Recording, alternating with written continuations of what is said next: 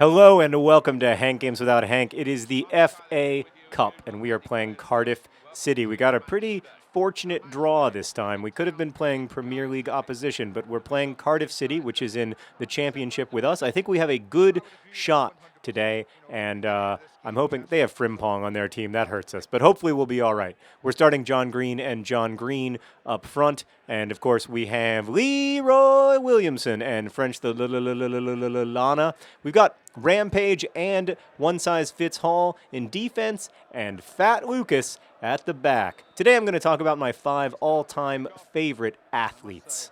It's going to be a little bit of an arbitrary list. I'm probably going to forget people because I'm going to make it up as I go along instead of like, I was not offside. Disagree. All my guys look like they have zombie eyes lately. I'm concerned that my team might be undead. But my all-time 5 favorite athletes. I'm going to start with number 1. I'm just going to say it. It's Steven Gerrard. Why? It's impossible to explain. Like, I literally can't understand Steven Gerrard when he speaks. I'm not sure if he's speaking English or not.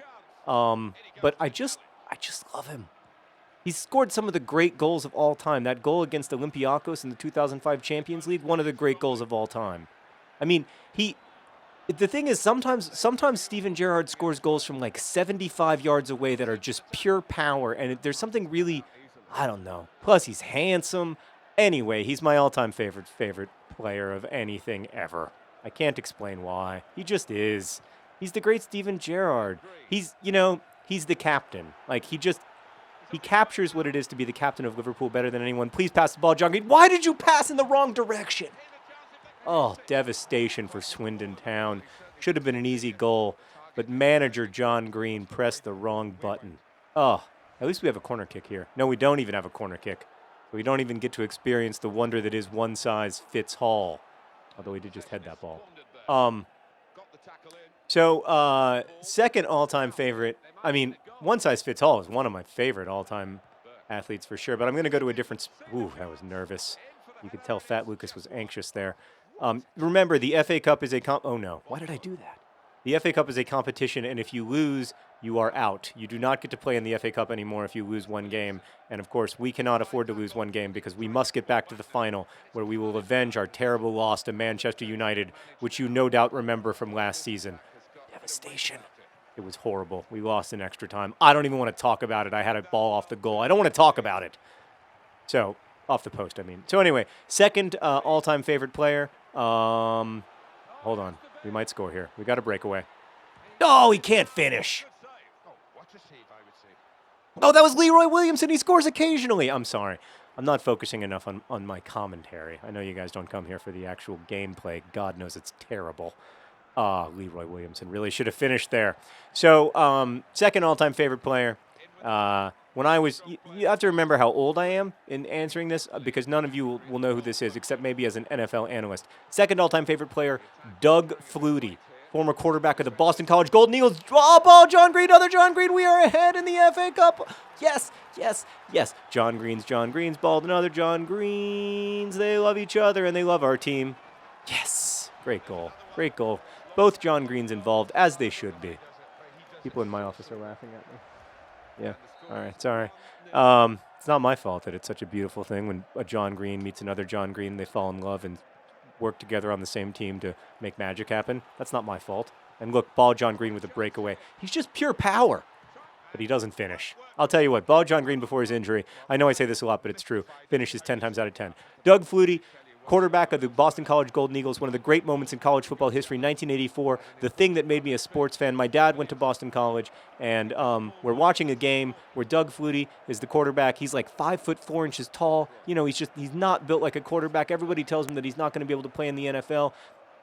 Everyone told him he wouldn't be able to play Division I football, but there he is, the quarterback of Boston College. They're down 4. Oh, aye. They're down 4 with 6 seconds remaining. He throws a 62-yard pass to his roommate and best friend, Gerrard, winning the game. One of the great moments in college football history, frequently on ESPN Classic as like the game of the century, which it really was. I was like 6 or 7 years old when I watched that game, and I thought that they were all going to be like that. You know, I thought that the magic of that game was always going to be there. I was literally crying when that last, because I was so sad, and my dad was bummed out when that last when that last pass went up in the air, I was crying because I was sad because it wasn't fair that Miami was going to win and Boston College was going to lose, and then Phelan caught that ball, and my dad threw me up, and I almost hit the ceiling fan, and I just had this intense feeling of joy that everything in life made sense, and that there was justice in the world, and my dad was so happy, and that's it. Then I was forever after a sports fan. So I got to thank Doug Flutie for that. So I'm going to say Doug Flutie, also one of my top 5 favorite athletes. Plus, Doug Flutie, awesome guy. He had a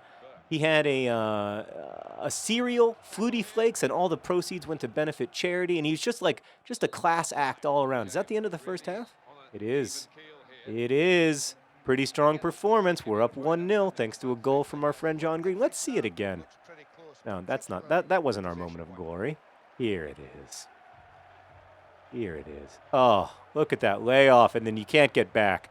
You're not going to be able to get back. When you've got 2 John Greens up front, there's just nothing you can do if you're a keeper. So, Frimpong's had a good game so far. All right. They're bringing in another striker. I can feel it because they really want to win the FA Cup. And who doesn't? It's a big competition. Okay, third all-time favorite athlete, Dirk Kuyt, another Liverpool player, and a stalwart for the Dutch national team. I'm, of course, a huge fan of the Dutch national team. I like the American national team, too, because I'm American, but I've always loved the way the Dutch play soccer. And, other John Green pushes it wide. Dirk Kuyt is my favorite player on the Dutch national team right now, and I seriously think that if he'd started in the World Cup final, the Netherlands would have won.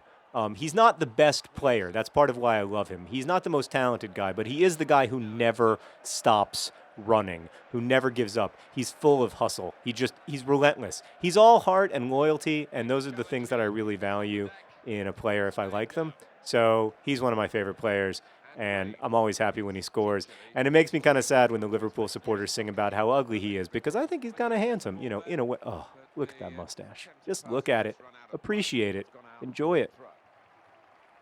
So anyway, I'm a big fan of Dirk Kuyt. Definitely on the list. I'm going to have to pick another Dutchman for number 4, and that is Johan Cruyff, without whom I probably wouldn't even be a soccer fan, and certainly soccer would be less of a game. Johan Cruyff, who is like one of the most quotable people in the history of football, who once famously said that every disadvantage has its advantage. He's like the Yogi Berra of soccer. Just really quotable, smart guy. And he was sort of the person who, more than any other, invented the idea of total soccer. Speaking of total soccer, I can't believe we totally didn't score there. And he made Ajax just a legendary team, great Dutch club, and it was just great. And he cared about playing beautifully in addition to winning. And that's something that I think has been lost a little bit in the age of Jose Mourinho. Those of you who don't care about football are incredibly bored right now. My last pick, I have one more. Hey, Marina. Marina's here. Do you want to come say hi? You have to get really close to the mic if you want to say hi. I know. Well, that's rain. You might see a goal here. Oh, so close. Yeah, how's it going? I'll have a little chocolate cake, thanks. We got a birthday in the office today. It's Noah's birthday, so I got a free kick here. This player's named Rampage. He's a ginger. Oh, not the best free kick I've ever seen. So I was talking about my 5 favorite athletes. Who's your all-time favorite athlete? Do you have a pick?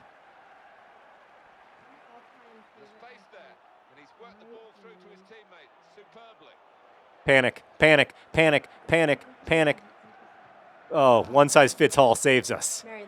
Mary Lou Retton, good choice. Is that not a fantastic nickname, one size fits all?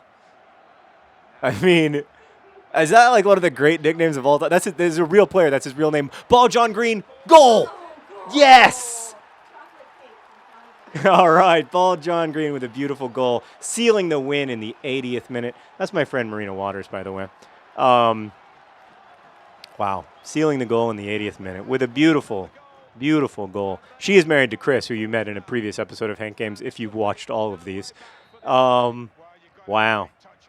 Gotta love Ball John Green. That means that both John Greens have now scored. All that's left is Leroy. Whoa, dispossessed.